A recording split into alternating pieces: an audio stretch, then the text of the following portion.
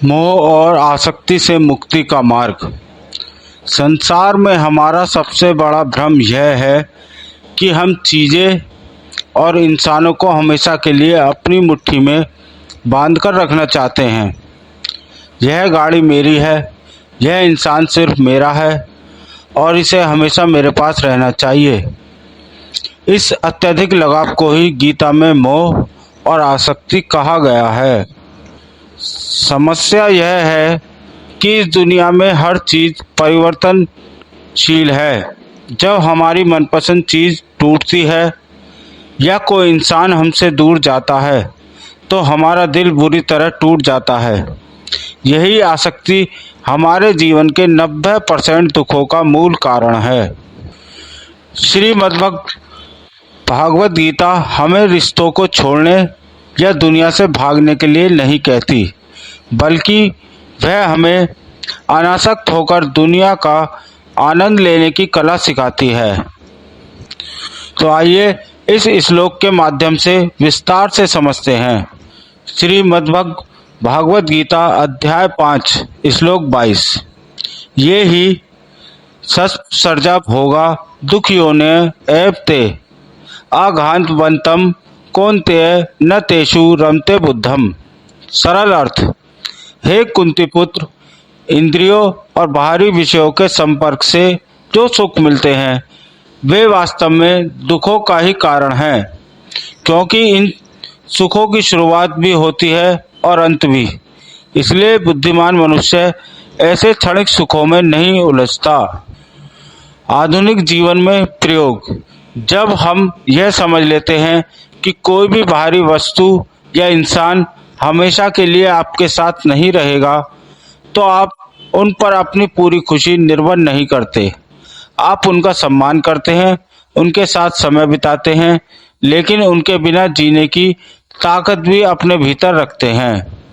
बाहरी जुड़ाव ही दुखों की खदान है। हम अक्सर अपनी खुशी की चाबी किसी दूसरे व्यक्ति या किसी भौतिक वस्तु जैसे पैसा, गाड़ी या घर के हाथ में दे देते हैं। जब तक वह चीज़ हमारे पास है हम खुश हैं, जैसे ही वह छिनती है हम दुखी हो जाते हैं। भगवान श्री कृष्ण इस सुख को सच्चा सुख नहीं मानते। प्रेम और मोह में अंतर। आधुनिक जीवन में हम अक्सर मोह को ही प्रेम समझ लेते हैं। मोह कहता है तुम मेरे हो, तुम्हें मेरे हिसाब से चलना होगा, और अगर तुम मुझे छोड़ोगे तो मैं जी नहीं पाऊंगा। यह इंसान को बांधता है और दम घोटता है। सच्चा प्रेम कहता है मैं तुमसे निस्वार्थ प्रेम करता हूँ, बिना किसी शर्त के। भगवत गीता अध्याय 3 श्लोक 19।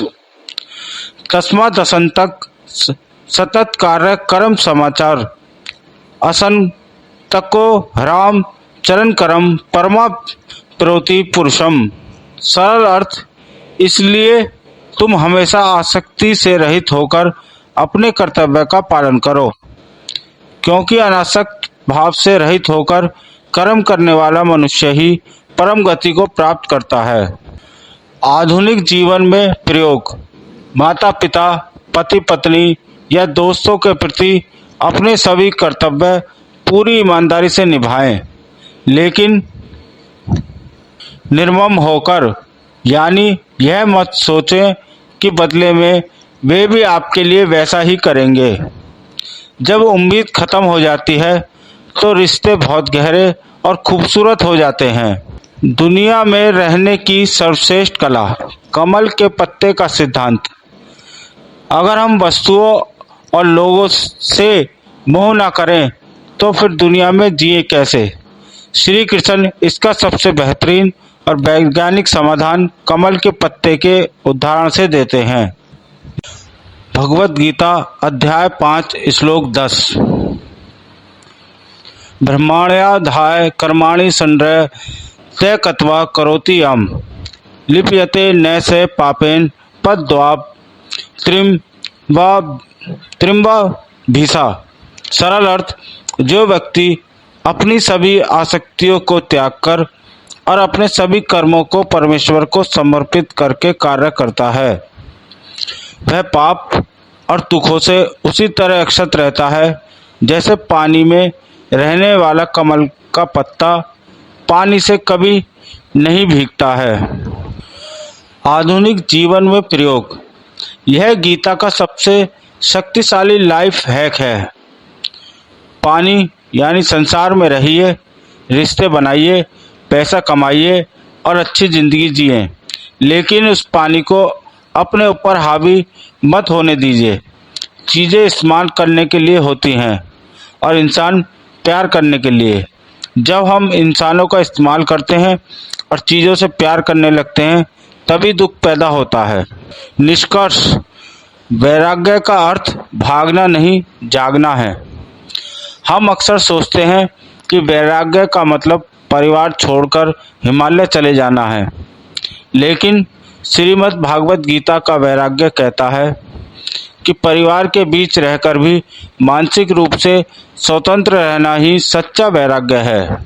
भगवत गीता हमें सिखाती है, मोह एक जंजीर है, चाहे वह लोहे की हो या सोने की। जब आप अपनी खुशियों का केंद्र अपने भीतर ढूंढ लेते हैं तो बाहरी दुनिया का कोई भी उतार चढ़ाव या किसी अपने का दूर जाना आपको भीतर से नहीं तोड़ सकता। आसक्ति को छोड़ो, चीज़ों से नहीं बल्कि चीज़ों को पकड़ने की उस आदत से आज़ाद हो। जय श्री कृष्णा।